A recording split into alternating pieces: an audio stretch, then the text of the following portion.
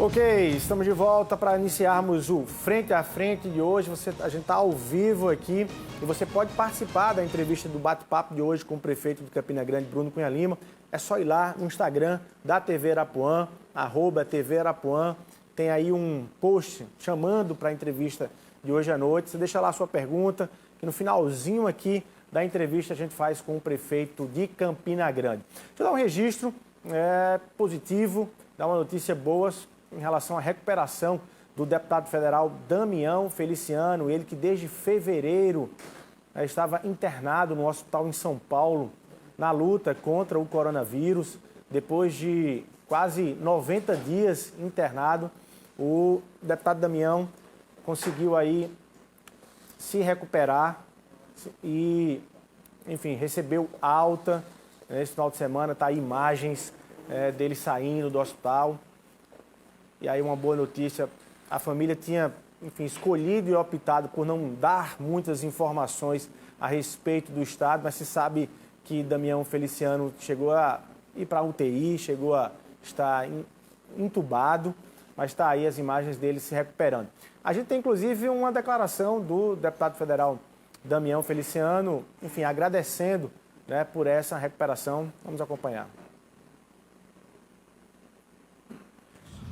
Segundo a Deus, terceiro a Deus, 1000 vezes Deus, com a intercessão de Nossa Senhora Aparecida, eu venci o Covid. Quero agradecer a minha inseparável esposa, Lídia Feliciano, e a minha família, pela força, as orações e a determinação. As rezas e orações dos meus amigos. Muito obrigado a todos vocês. Estou de volta ao convívio através da sabedoria que Deus deu a toda a equipe de médicos e cientistas para que pudesse me dar, com a sua sabedoria, a cura dessa doença. Estou de volta ao convívio de todos vocês. Graças a Deus, e que Ele continue nos abençoando. Tá aí, que bom, boa notícia aí para toda a Paraíba. Prefeito Bruno Cunha Lima, muito boa noite, seja muito bem-vindo aqui ao Frente a Frente. Você já veio como candidato, você veio como pré-candidato, como prefeito eleito e agora pela primeira vez como prefeito empossado no cargo de Campina Grande. Boa noite.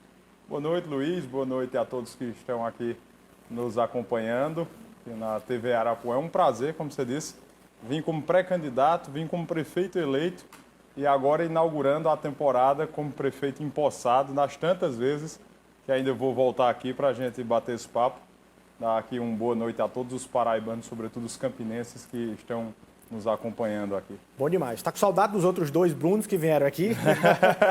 Não, mas a rigor, todo mundo que assumiu em janeiro de 2021, prefeitos, né, que assumiram em janeiro, assumiram com a falsa ilusão de que não seria um ano, claro, o combate ao coronavírus continuaria, tudo, mas não seria um ano tão duro em relação ao retorno da quantidade de casos, de contágios e de óbitos. E afinal, aí todo mundo, a partir de fevereiro e março, começou a cair numa realidade. Como é que você encarou isso lá em Campina Grande? E, particularmente, você acha que tem feito o dever de casa no combate à pandemia lá em Campina? Luiz, desde o ano passado, você me conhece, não é de hoje, aliás, eu acho que me conhece desde a adolescência, e eu costumo trabalhar muito de forma sincera. Tanto você não viu a campanha inteira, não me viu fazer nenhum tipo de promessa mirabolante, nada, eu sempre trabalho muito com a sinceridade, com os pés no chão. E as pessoas em Campina me ouviram falar sobre a realidade que possivelmente nos esperaria. E aí eu confesso, não tinha como prever a questão da pandemia, a situação epidemiológica. Mas a gente já apontava que a probabilidade é que fosse um ano mais delicado em razão da situação que se viveria. Exemplo. Você não guardou falsas ilusões também, exageradas? No ano passado, durante a pandemia, o governo federal, na verdade o Congresso Nacional, junto com o governo federal, eles editaram a Lei Complementar 173, que suspendeu o pagamento das dívidas dos municípios e dos estados junto à Secretaria do Tesouro Nacional. A mesma lei trouxe aí aportes financeiros, auxílios econômicos e financeiros do governo federal para estados e municípios, transferências diretas, recurso extra que entrou no caixa. Além disso, também auxílio emergencial injetou bilhões e bilhões de reais na economia de um modo geral. Isso termina sendo revertido para as cidades e para os estados através do recolhimento dos impostos. E eu dizia, olha, 2021 é bem provável que não exista nada disso. Verdade. A partir de janeiro, as dívidas voltaram a ser cobradas, nós tivemos queda de arrecadação, não tivemos mais transferência voluntária de recursos, ajuda financeira, e além disso, nós tivemos o momento de pandemia, o momento epidemiológico mais difícil desses 12, 14 meses vividos até agora. Só para você ter noção, dados aí atualizados, eu fiz essa comparação nos 100 dias de governo, aí tem cerca de um mês que esses números foram atualizados, comparando os 3 últimos meses de 2020 e os 90 últimos dias, outubro, novembro e dezembro, com os 3 primeiros meses de 21, nós tivemos um crescimento de 100% no número de internações no complexo municipal do Hospital Municipal Pedro I. Nos 100 últimos dias, nós temos tido cerca de 560 internações entre pacientes de Campinas e pacientes de outras cidades. E nos 100 primeiros dias, nós tivemos 1.137. Ou seja, a face mais dura do coronavírus lá em Campinas. Sem dúvida alguma, sem dúvida alguma. O momento, porque, se você bem lembrar, no ano passado, a dificuldade foi vivida nas grandes cidades, nas cidades de médio porte, nas capitais. E esse ano, o que você teve foi essas cidades tendo momentos de dificuldade, exemplo de João Pessoa, que praticamente colapsou, mas o vírus também sendo interiorizado. O vírus chegou de forma forte nas pequenas cidades, e o que passou a demandar as cidades polo, como Patos, como Campinas e como João Pessoa, que passaram a ser afluentes. Nós passamos, na verdade, a receber, a concentrar todos esses casos e, enfim, aí a história recente conta tudo que tem acontecido. Agora, você fez aí uma comparação do que aconteceu de retorno e de resposta do governo federal em 2020, diferentemente do que teria acontecido agora em 2021.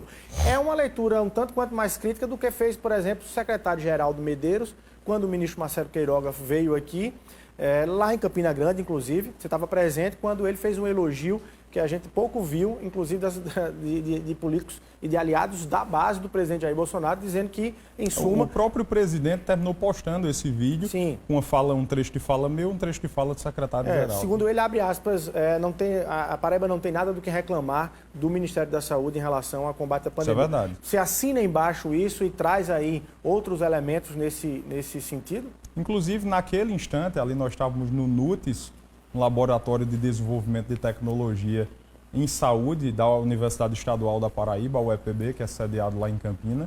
Inclusive, é o NUTES que desenvolve, junto da LifeMed, uma multinacional do setor de saúde, desenvolve os monitores que são usados nos leitos de UTI, que são usados, inclusive, lá em Campinas, pelo governo do estado, já comprou centenas de monitores. E a fala que antecede a de Geraldo foi justamente a minha, reforçando isso. Só que são duas coisas distintas. Uma coisa é o apoio e o suporte do governo federal aos estados e municípios no enfrentamento direto da pandemia, da logística. E aí Geraldo foi, inclusive, muito sincero quando disse que não se tem do que reclamar do governo federal quanto ao apoio. Eu, por exemplo, chegou num momento que nós passamos a viver quase que um instante de dificuldade lá na cidade, um aumento de demanda muito grande. Outras cidades, sobretudo essas cidades de médio porte, Esperança, Monteiro, Catolé do Rocha, começaram a enviar muitos pacientes, Piancó, começaram a enviar muitos pacientes para Campinas, e a gente começou a ficar, com um linguajar assim bem popular, agoniado com a situação. Peguei o telefone, na verdade, 10h30 da noite, o ministro Marcelo me liga. Antes de assumir, estava há poucos dias de assumir o ministério, mas já estava se reunindo com a equipe. Disse, como é que eu posso ajudar? Disse, ministro, nós estamos vivendo um momento de dificuldade aqui em relação à estrutura física. A gente tem o facility do hospital, tem tudo aqui pronto, mas com o aumento da demanda, a gente está precisando de mais equipamentos. Com 3 dias, nós recebemos 10 respiradores. Com mais uma semana, recebemos mais 10. Além disso, envio de material de intubação, medicamentos. Então, enfim, quanto à infra o apoio do Ministério, nós não temos absolutamente do que reclamar. A outra parte que eu fiz a observação é muito mais uma questão orçamentária e uma questão financeira, que até porque, quebrando uma regra quase que histórica, esse ano nós vamos ter 2 orçamentos. Um orçamento agora do mês de abril e um orçamento do fim do ano que valerá para 2022. O orçamento desse ano foi sancionado agora, por isso que nós ainda não temos nenhum tipo de apoio. É bem provável que esse apoio financeiro exista agora daqui para frente, mas até agora não. Então, você está dizendo que do ponto de vista de suporte financeiro ainda não chegou recursos em Campina Grande. Não. O ex-prefeito Romero Rodrigues, só para fazer a lembrança, sentado aí nessa cadeira que você está, no frente a frente, disse que, pelo menos na gestão deles, que foi o maior recebimento de recursos em relação a isso. Para trás você confirma, agora no presente é que não está... Sem dúvida. Agora eu fiquei diante de um dilema, prefeito. Se o governo federal, e aí é um dilema que eu, enfim, tanto para a fala de Geraldo quanto para a sua. Se o governo federal deu esse suporte logístico aos municípios e aos estados no combate à pandemia, e ele está sendo responsabilizado pelo estado e a situação do caos da pandemia do coronavírus, quem é que tem culpa aí? Lá no Congresso está se decidindo que quem tem culpa é ou o governo federal ou os estados e os municípios. Se vocês estão dizendo que o governo federal fez a parte dele, tem alguma transferência de responsabilidade para governos e municípios? Eu concordo plenamente. Sua visão tá perfeita. Essa análise ela tem que ser menos partidária, como vem acontecendo, é comum até, infelizmente, e ela tem que ser mais crítica no ponto de vista técnico, análise crítica. O governo federal, dentro da estrutura federativa, por exemplo, no Plano Nacional de Imunização, o governo federal é responsável pela aquisição das vacinas, é responsável pelo estabelecimento do cronograma, ele compra as vacinas e entrega aos estados, os estados distribuem aos municípios e os municípios aplicam. Então, tem-se tido tentado se responsabilizar, por exemplo, em relação à pandemia, por isso que, em determinado momento, é importante que essa CPI que foi montada, ela investigue não apenas o Ministério da Saúde, que ela investigue governadores e prefeitos. Porque, me pergunte, Campina colapsou em 14 meses de pandemia? Não. Campina chegou a viver algum momento de 100% de ocupação de leitos? Não. Campina negou algum leito a pacientes de quaisquer outras cidades, sejam eles da Paraíba ou de fora, de Pernambuco, do Rio Grande do Norte, do Ceará, do Amazonas? Não. Nós recebemos o tempo inteiro porque nós trabalhamos com planejamento, com eficiência e isso nos permite entregar um resultado positivo. De outro lado, você tem casos de outros estados, até aqui da Paraíba, de outros municípios, outras cidades do país inteiro, que enfrentam diversos problemas porque desestruturaram, desmobilizaram as estruturas que foram enviadas no ano passado. Recursos, muitos bilhões de reais foram entregues a estados e municípios para a construção de hospitais de campanha, para a aquisição de equipamentos, para uma série de coisas. E, de repente, quando se passou aquele primeiro momento de dificuldade, alguns correram para desmobilizar aquelas estruturas. Depois, houve um recrudescimento, um aumento do número de casos e as estruturas fizeram falta, não existiam mais. Por isso, inclusive, que a Procuradoria-Geral da República notificou os governadores para que expliquem para onde foram os equipamentos dos hospitais de campanha. Então, de forma clara, você está dizendo que o governo federal não teria aí essa responsabilização em relação às 400 mil mortes, ao número de contágios, ao atraso das vacinas, e há uma responsabilidade dos governadores? Luiz, o Brasil não produz vacinas. Nós vamos começar a produzir o IFA, o insumo farmacêutico para a produção de vacinas a partir desse mês. Então, nós dependemos do fornecimento de outros países para que a gente receba. Assim como nós, basicamente todos os países do mundo, exceto 3 ou 4 desses países que produzem. É uma corrida mundial pelas vacinas. Então, nós fizemos o Brasil fez os primeiros protocolos de compra ainda no mês de junho, julho do ano passado. Só que não existia vacina aprovada, tudo era vacina em teste. Agora que nós estamos recebendo a vacina da Pfizer, a Pfizer entregou ontem e hoje aqui, os estados, os municípios, na verdade, estão recebendo, Campina e João Pessoa especificamente, estão recebendo hoje Então, como é que eu posso responsabilizar? É óbvio que eu sinto um pouco mais de falta da articulação. É natural. Eu digo isso, inclusive, aqui em relação à Paraíba. Campina Grande é a segunda maior cidade do estado. Campina tem 400 mil habitantes diretos e concentra uma região metropolitana de 1 milhão de habitantes. Nós praticamente não fomos ouvidos em medidas importantes. O bispo de Campina Grande, para não dizer, não, é só Bruno que está falando isso. Dom Ducênio Fontes de Matos, nosso bispo diocesano de Campina, em mais 62 cidades, ele lidera mais de 1 milhão de cristãos católicos. O Dom Ducênio fez uma fala na Catedral de Campina Grande. O governo do estado decidiu fechar as igrejas e nunca deu uma ligação para alguém que lidera 1 milhão de cristãos católicos. Então, eu sinto, de fato, uma falta de articulação, um esforço coletivo, conjunto. E isso acontece no governo federal, acontece. Eu sou, você sabe, eu tenho uma ligação com o governo, sou aliado, mas preciso também reconhecer, da mesma forma que isso acontece no plano nacional em relação aos governadores, acontece aqui. Você lembra, eu fui convidado para uma reunião online, no mesmo dia que aconteceu a reunião, o prefeito de Patos, Nabor Vanderlei, foi às redes sociais dizer só como é que Patos cedia a sede da terceira macro-região e não participa de uma reunião importante como essa. Eu vou querer mergulhar um pouco nesse conflito e nessa divergência de posições de governo e prefeitura de Campina Grande em relação aos decretos. Inclusive, tem uma informação de agora de que há uma discussão aqui para João Pessoa, não sei se tem para Campina Grande, mas lhe escuto também, de que há uma discussão para fechamento dos restaurantes, atenção você de João Pessoa, fechamento dos restaurantes no Dia das Mães, agora no domingo, há uma discussão aí de que viria aí uma decisão para que os restaurantes não funcionem no Dia das Mães, no domingo. Mas antes de chegar aí nessa questão dos decretos, queria falar sobre vacinação. Você concordou, talvez seja a única frase que você concordou do secretário Geraldo Almeida, que é Geraldo Medeiros, de apoio aí ao governo federal, às ações do governo federal, mas não concorda em outros itens, entre eles a questão do processo de distribuição de vacinação. Você chegou a dizer que João Pessoa tem, enfim, recebido, sendo privilegiada nessa distribuição. Você mantém essa tese ou descobriu que essa distribuição vem do governo federal já?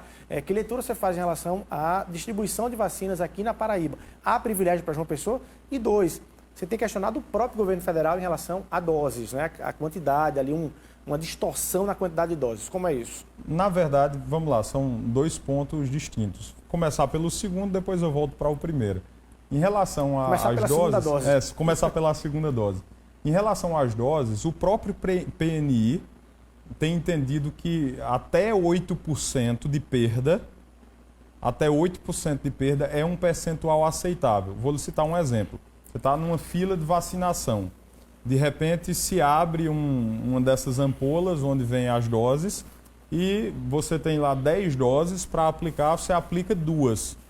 Se aquele mesmo frasco não for usado num período de tempo rápido, ele vai se perder. Então, você chegou ao final da fila, aplicou 2 doses e não tem mais ninguém para aplicar. Não tem como guardar mais. Não tem como mais guardar. Então, aquelas 8 doses ali vão ser perdidas. Porque não tem, de fato, como você armazenar e deixar para aplicar amanhã. Já que a fila terminou e você precisou abrir para poder completar a fila. E aí eu usei justamente essa proporção, não foi por acaso, porque 8% das doses, em geral, elas têm uma característica de perda. Por isso que eu estou te falando, ou porque você aspira a dose e para regular a seringa tem uma pequena perda, e aí no final falta uma dose, faltam 2 doses. É o normal que aconteça em toda e qualquer aplicação. Em alguns países, nos Estados Unidos, por exemplo, fica ali terminou a vacinação do grupo, eles abrem a partir de um determinado horário para que as pessoas peguem essas sobras. Isso, para que os que estão ali por perto possam pegar essas sobras para que elas não serem perdidas. Tem até se admitido, o Plano Nacional de Imunização até admite que se faça isso. Em determinado momento nós consultamos o Ministério Público, os Ministérios Públicos, de um modo geral, lá em Campina, para que a gente pudesse ir vacinando profissionais de saúde, né? Pegando essas sobras e aí em determinado momento nós fizemos isso, só precisa ter muito cuidado para que não haja perdas, para que você não inclua pessoas que não fazem parte. Então, por via das dúvidas, a gente prefere levar isso ao Ministério Público para que fique tudo às claras. Então, quando a gente fala sobre esse percentual de perda, não é culpa de ninguém, certo? Só para deixar bem claro, não estou culpando ninguém. Mas o Ministério da Saúde, ele pede que seja previsto até 8% esse percentual de perda. Aqui no instante da distribuição, em Campina, para Paraíba, aliás, esse percentual não tem sido levado em consideração. Se você olhar nas pautas de distribuição, lá em Pernambuco, em outros estados, tem lá, doses para Campina, D1 do grupo de 60 anos, 60 mais, D1, tantas doses de AstraZeneca, tantas doses de Coronavac. D2 para tal grupo de profissionais de saúde, está lá, vem descrito. Mais 8% de perdas. Então, tem uma previsão de perdas de doses que devem ser enviadas. E leva em consideração, se algumas podem ser perdidas, pode ser que no quantitativo que está sendo previsto, em se perdendo cerca de 8%, algumas pessoas previstas não serão cobertas, porque doses foram perdidas. E isso termina gerando esse desencontro. Mas para o meu questionamento sobre a vacina, não, eu não mudei de ideia, eu permaneço defendendo a mesma tecla, a prova é batendo na mesma tecla. De que há privilégio para João Pessoa? Na verdade, que há distorção no processo de distribuição, de um modo geral, para não parecer que é problema com João Pessoa, em absoluto. Você já reclamou isso formalmente ao Ministério da Saúde? Já reclamei ao Ministério da Saúde, já reclamei aos Ministérios Públicos, já acionei a Procuradoria-Geral da República, já também oficiamos ao governador, ao secretário Geraldo Medeiros, ao secretário Daniel Beltrame, levando esses questionamentos. Um deles, por exemplo, levava em consideração o número de trabalhadores de saúde de Campina, que tem uma população de 412 mil habitantes. Nós, com 412 mil habitantes, tínhamos um quantitativo de trabalhadores de saúde de 11.800 pessoas. João Pessoa, com 817 mil habitantes, tinha um quantitativo previsto de 43, 4 vezes mais a quantidade de trabalhadores de saúde que Campina Grande tem. E, para mim, isso não é verossímil. Não é verossímil, não se assemelha à realidade. Prova. Hoje eu recebi os dados, pedi para que fossem consolidados todos os dados da distribuição de vacinas para trabalhadores de saúde. Até a data de hoje, João Pessoa já havia recebido pouco mais de 60 mil doses para trabalhadores de saúde, mesmo tendo 43 mil previstos. E Campina, que foi atualizado na CIB, a Comissão Intergestores Bipartite, há cerca de 20 dias, nós conseguimos rever essa quantidade de 11 para 21 mil trabalhadores de saúde, seguindo a proporcionalidade. João Pessoa, com 43, já recebeu 60. Campina, com 11, recebeu 13. Então, João Pessoa estaria com 10 mil doses de Campina Grande. Aí eu não quero dizer que foi para João Pessoa. Agora, que João Pessoa tem uma situação diferente em relação às demais capitais do Nordeste, em relação às outras cidades da Paraíba, é inegável. Né? Nada contra, eu fico feliz demais que pessoenses estejam sendo vacinados e torço que pessoenses, os cidadãos de Cabedelo, de Campina, de Patos, Souza, de Cajazeiras, Princesa Isabel, Catolé do Rocha, todo lugar. Mas basta fazer o que eu fiz na semana passada com os Ministérios Públicos, Estadual, Federal e do Trabalho. Vamos levar em consideração aqui outras cidades. Recife estava vacinando aí o público de 62 anos, quando eu fiz esse levantamento. Mossoró estava vacinando 62, Natal 64, Petrolina 62, Caruaru 62, Recife, como eu acabei de dizer, também 62, Campinas 62 e João Pessoa já tinha vacinado de 60 fazia 15 dias. Então, se a distribuição ela é proporcional em relação ao número de habitantes, não faz sentido que uma cidade esteja muito à frente das demais. Entre agora nos portais oficiais ou no Instagram dos prefeitos de Caruaru, Miguel Coelho, de Caruaru, Raquel Lira, de Petrolina, Miguel Coelho, Alisson Bezerra de Mossoró, no Rio Grande do Norte, de Álvaro, do prefeito Álvaro Dias de Natal, de João Campos de Recife. Entre no meu e você vai ver que estamos todos alinhados, seguindo a mesma Proporção, mesma basicamente. proporção, vacinando o mesmo público. João Pessoa está muito à frente de todos nós. Agora, você teve problema com segunda dose, você teve problema de falta de segunda dose. O João Pessoa teve um problema grande de falta de segunda dose porque avançou naquilo que era para estar estocado. Talvez isso não tenha explicado o avanço de João Pessoa? Não. Diversas cidades, hoje inclusive no editorial da Folha de São Paulo, hoje pela manhã, eles trazem a quantidade de cidades que estão faltando e de capitais, sobretudo, que estão tendo dificuldade de aplicar a segunda dose. Isso porque na 8ª remessa o Ministério da Saúde autorizou que os municípios usassem, estados e municípios usassem as doses que vieram para adiantar o processo. Você usou também? Primeira dose. Usamos uma parte, não todo. Talvez por isso o nosso problema ainda não foi tão grande. Já é muito grande. Diversas pessoas estão com dose atrasada, nós estamos querendo aplicar e nós não temos dose. É tanto que a Paraíba entrou com uma ação, o Ministério Público Federal entrou com ação judicial, a Justiça Federal concedeu e nós recebemos na outra semana aquela quantidade de doses. Mas eu não acho que isso justifique, até porque foi assumido publicamente que, além dos pessoenses, se tinha vacinado mais de 20 mil pessoas de outras cidades.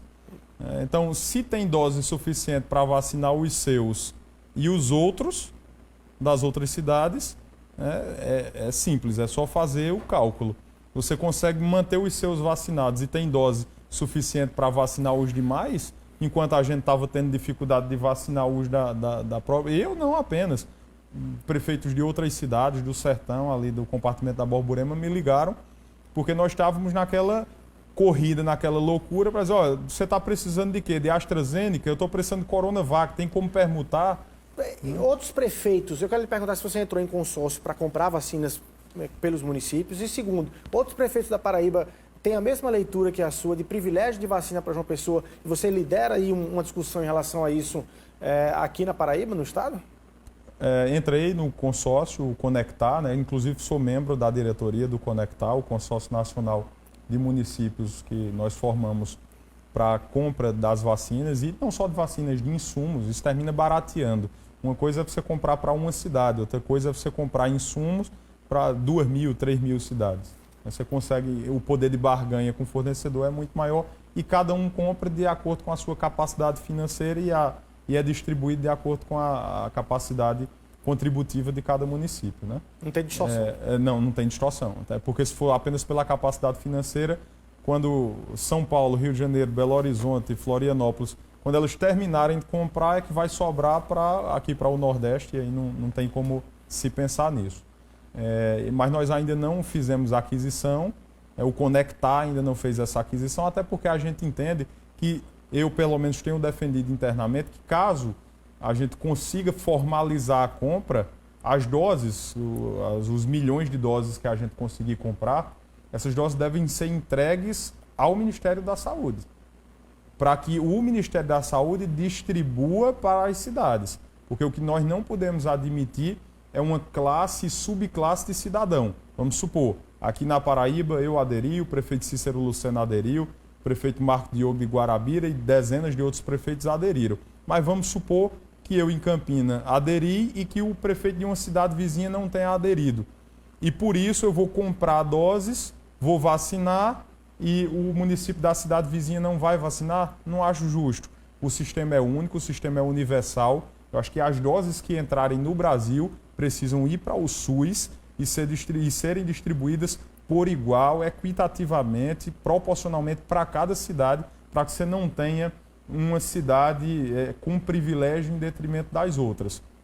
E aí aproveito e entro na tua segunda pergunta, que é justamente quanto a essas reclamações, ou essas, não vou nem falar reclamações, sobre esses questionamentos que eu tenho levantado. Já foram cerca de 3 ou 4 questionamentos quanto à distribuição das vacinas. Lembre, o Estado já veio a público reconhecer 2 delas. Precisou assumir uma daquele quantitativo de 10 mil e poucas doses, depois na 13ª pauta reconheceu por escrito. Então, quando eu faço esse posicionamento, não é política. Não, de forma nenhuma. Eu jamais politizaria isso. Agora, como nós vivemos num ambiente político, e eu sou político, tem um recurso da dialética e do debate chamado o discurso ad hominem, né? Em que, quando você não consegue rebater a crítica, você rebate quem critica. E aí, muitas vezes, como não conseguem rebater a crítica que eu fiz e que faço, terminam tentando desqualificar a crítica, dizendo, está fazendo política, está fazendo birra porque está querendo polarizar com o governo, e não tem absolutamente nada disso. É tanto que não tenho feito movimentos. Eu posso, inclusive, te entregar as atas das reuniões com os ministérios públicos. Eu passei 40 dias falando sobre essa diferença na distribuição de vacinas. Passei quase 40 dias, pouco mais de 30 dias, falando disso internamente com os ministérios públicos para evitar trazer a público para nos dizer, poxa, acabou de sair de um cabo de guerra com o governo quanto à mudança de bandeira das cidades. Já vai entrar em outro, sabe? É birra. Porque, por falar nisso, é distorção nas vacinas e distorção aí no entendimento de decretos, de fechamento. Você recorreu à justiça em alguns casos.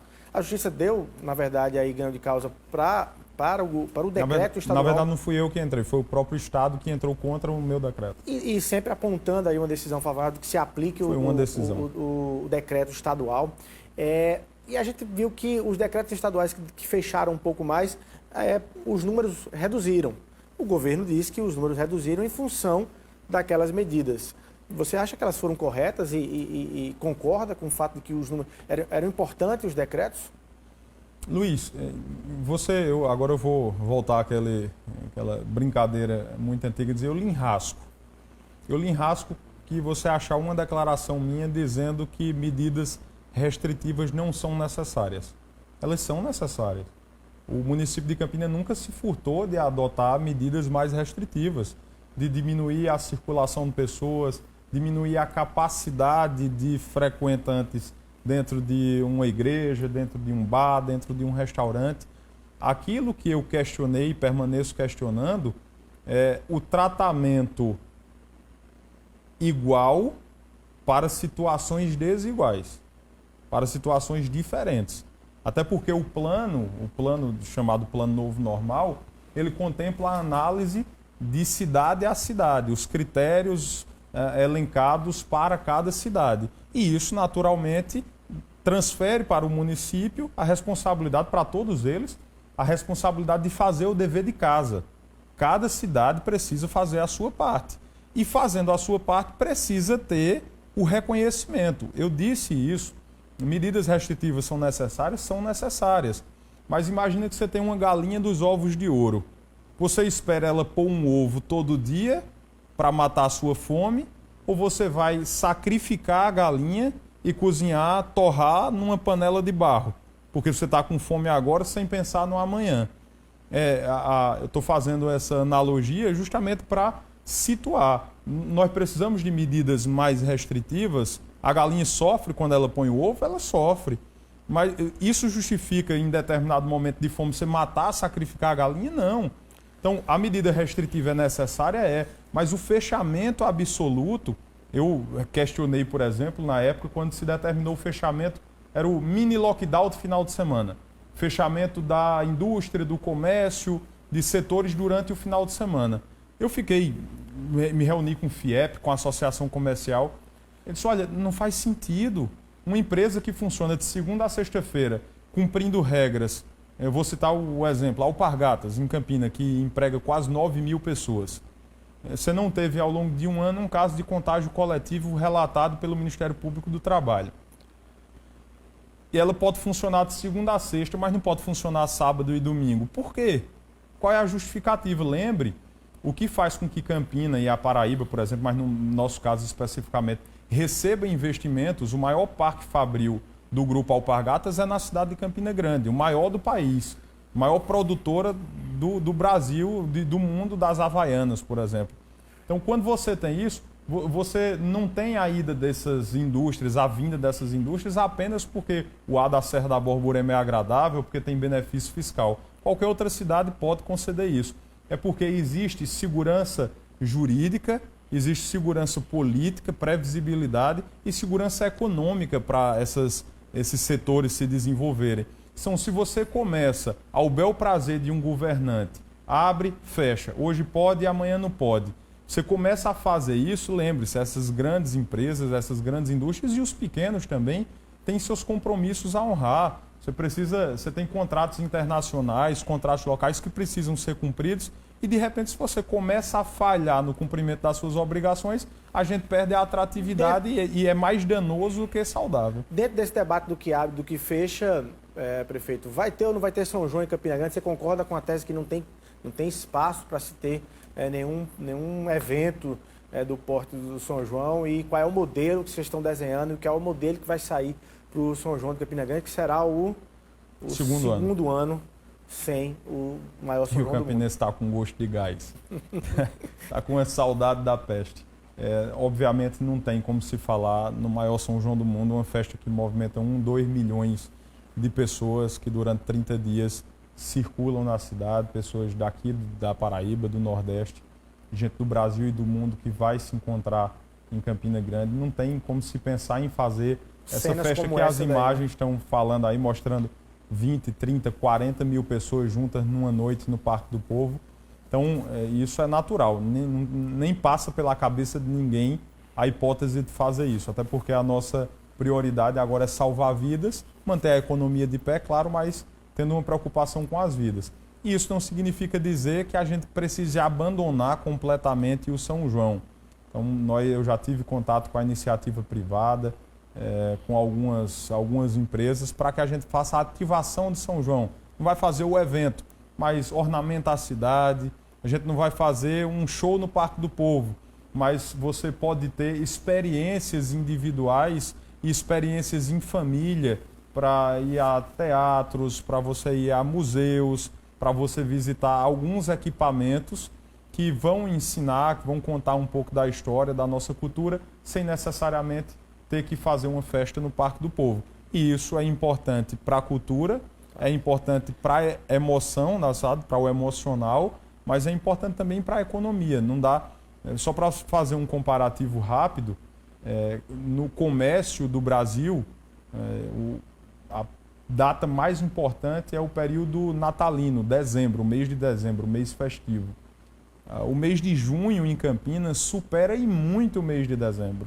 Não é pouco não, supera e muito. Então, o melhor Natal que se possa pensar não chega perto do período de São João para a cidade, né? Economicamente falando. Você teria shows em live, não? Isso. Teria shows shows em live, sem participação de público. Sem participação de público. Então não tem como pensar em fazer um show no Parque do Povo, ainda que seja sem público, porque infelizmente tem gente que vai na expectativa e termina aglomerando, é incontrolável. Mas você contrataria os artistas para fazer o show especificamente para... Isso. Na verdade, aí é onde entra a iniciativa privada. Eles próprios, a ativação de marca, patrocinadores, eles são muito interessados.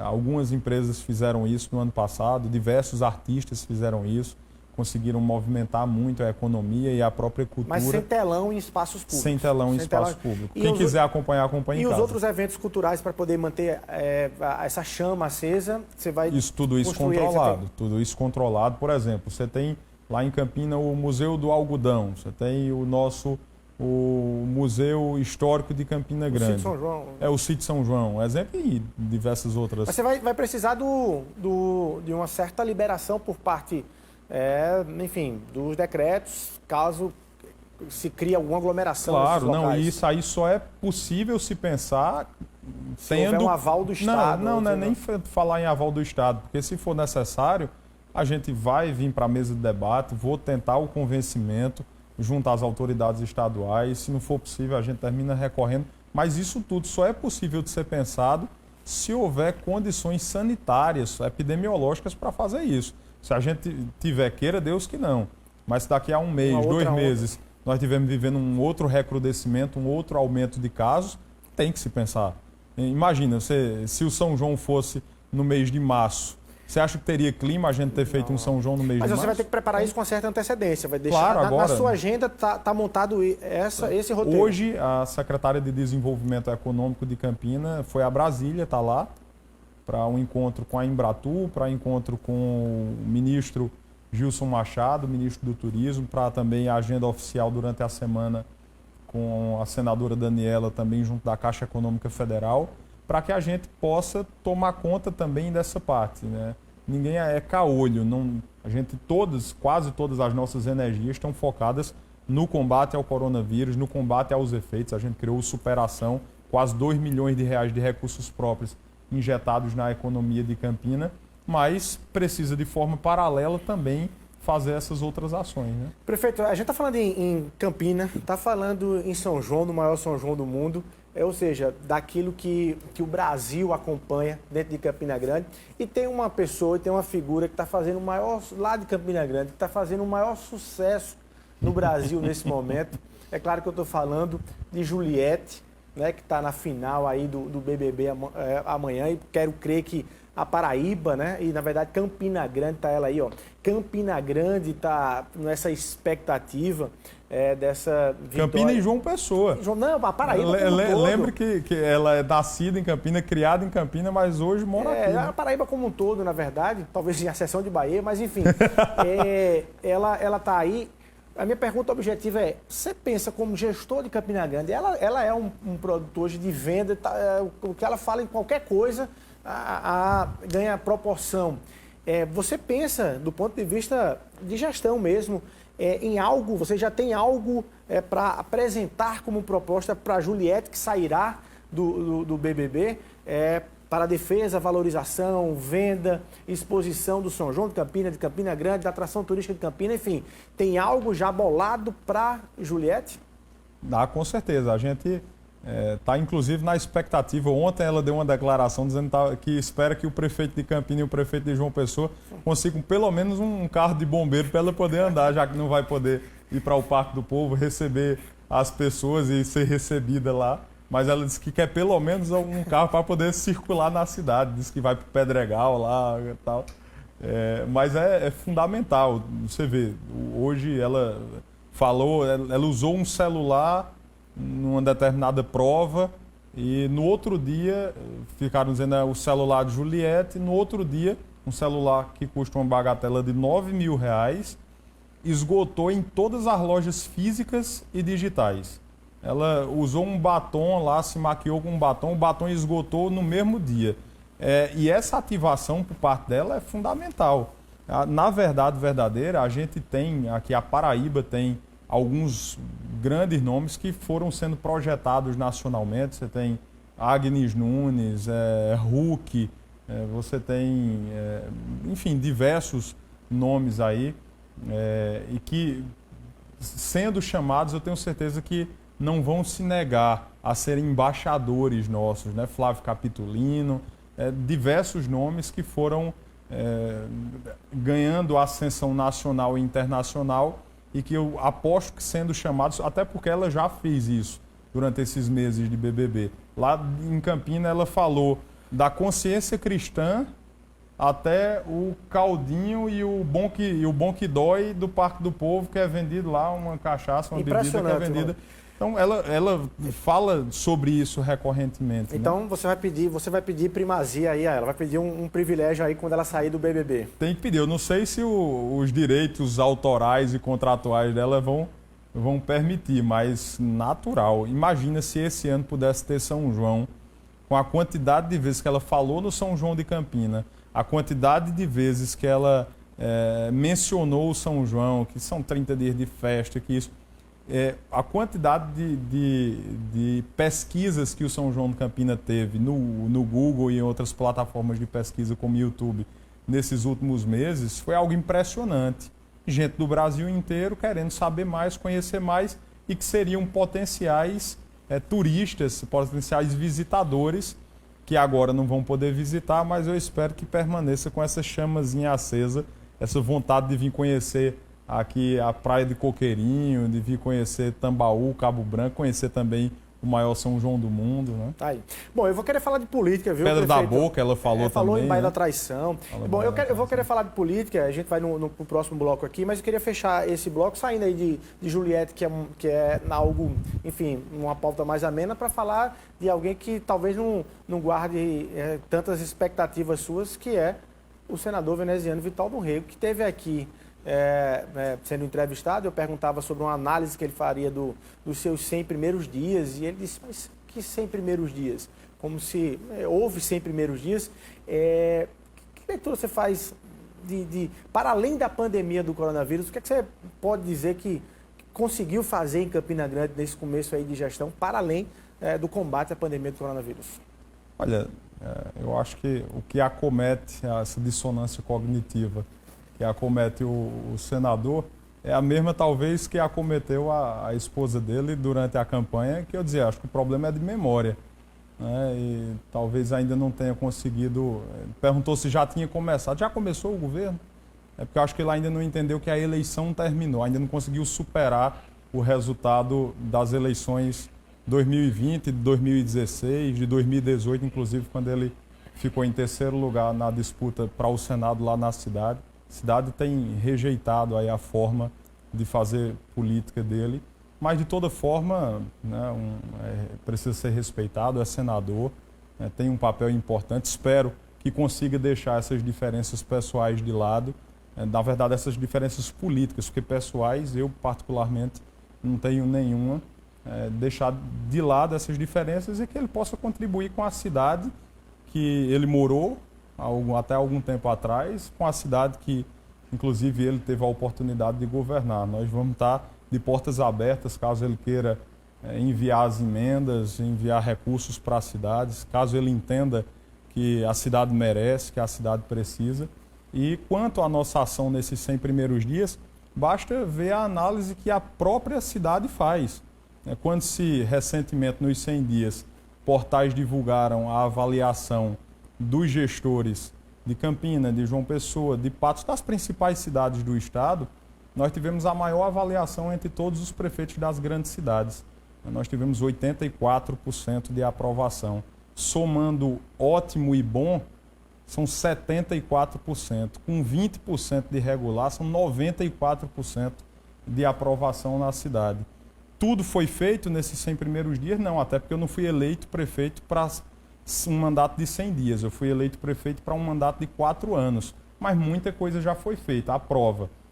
Nós continuamos apresentando os melhores números do estado no combate à pandemia, no combate ao coronavírus. Ampliamos o número de leitos. Nós tivemos e estamos tendo uma capacidade de controle diferente do que vem se praticando em diversos lugares. Campina nunca colapsou, nós nunca tivemos nem perto dos 100% de ocupação de leitos.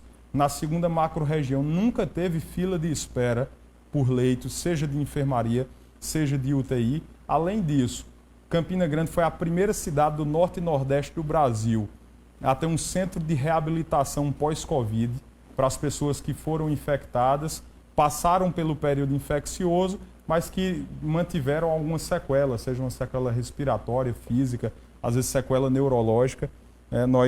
Campina Grande, com o Superar, foi a primeira cidade do Norte e Nordeste a ter um centro de recuperação.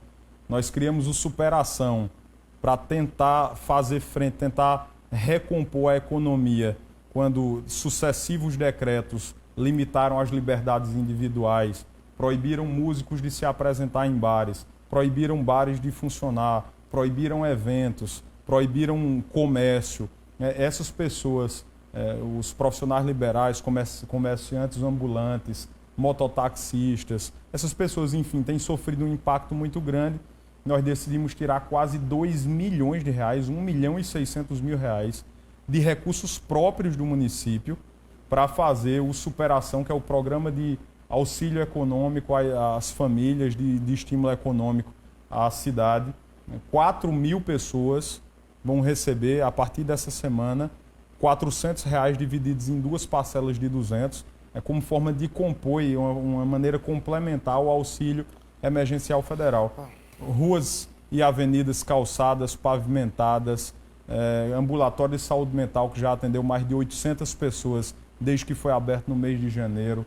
Nós já inauguramos sede nova de CAPS, nós já fizemos, enfim, uma série de ações que a cidade reconhece. Quem anda por lá sabe o que está acontecendo. Tá aí, eu já ia lhe interromper, porque senão a gente não quer falar de política mesmo. A gente vai rapidinho para o intervalo comercial. No próximo bloco, o prefeito Bruno Cunha Lima vai dizer em quem ele vai votar e apoiar para o governo do Estado em 2022. Você não pode perder, porque pouquinho a gente está de volta.